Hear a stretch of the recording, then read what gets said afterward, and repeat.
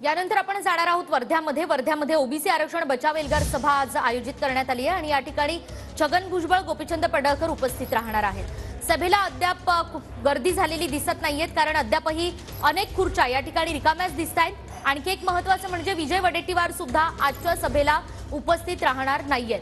आपण थेट वर्ध्यामध्ये जाणार आहोत। आपले प्रतिनिधी गजानन उमाटे या ठिकाणून प्रत्येक माहिती आपल्यापर्यंत पोहोचवतायत। गजानन, आपण पाहिलं की याआधी ओबीसींच्या ज्या सभा झाल्या त्याला बऱ्याच अंशी प्रतिसाद मिळालेला आहे, मात्र तितकासा प्रतिसाद आजच्या सभेला दिसत नाहीये।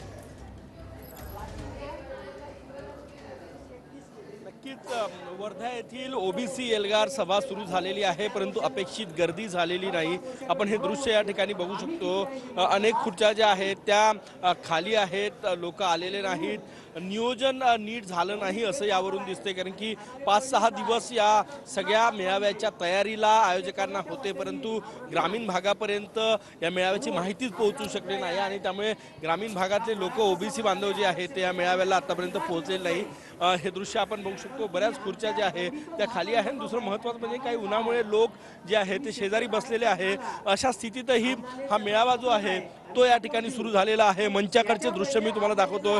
या ठिकाणी कराळे मास्तर आता मार्गदर्शन करतात। खासदार रामदास तळस या ठिकाणी आहेत, महादेव जानकर जी आहेत, राष्ट्रीय ओबीसी महासंघाचे अध्यक्ष डॉक्टर बबनराव तायवाडे या ठिकाणी उपस्थित आहेत, आमदार पंकज भोयर आहेत, रमेश पिसी आहेत, ओबीसीचे नेते, हे सगळे नेते या ठिकाणी उपस्थित आहे। आणि जी गर्दी असेल त्या गर्दीतही जे लोक आले त्यांच्यासाठी ही सभा जी आहे ती सुरू करण्यात आलेली आहे। विरोधी पक्षनेते विजय वडेट्टीवार या सभेला येणार नाहीत। आता सगळ्यात मोठा प्रश्न आहे की छगन भुजबळ या सभेला केव्हा येणार की नाही, हा सगळ्यात मोठा प्रश्न आहे। परंतु ज्या गर्दीसाठी जे लोक आले त्यांच्यासाठी ही सभा जी आहे ती सुरू करण्यात आलेली आहे। फार लोक आलेले नाहीत, बऱ्याच खुर्च्या ज्या आहेत त्या या ठिकाणी रिकाम्या आहेत, परंतु आम्हाला गर्दी नको, दर्दी लोक हवे आहेत असं महादेव जानकर या ठिकाणी म्हणाले। जे लोक आले त्यांना घेऊन या परिसरामध्ये ओबीसींचा लढा जो आहे तो वाढवला जाईल आणि जी लढाई आहे ओबीसी आरक्षण बचाव लढाई ती लढली जाईल। आणखी संघटन वाढवू असं महादेव जानकर म्हणाले। सगळे प्रमुख नेते या ठिकाणी मंचावर उपस्थित आहेत आणि ही सभा सुरू झालेली आहे। हो गजानन, जाणून घेत राहू इथली परिस्थिती तुमच्याकडून। तुर्तास धन्यवाद।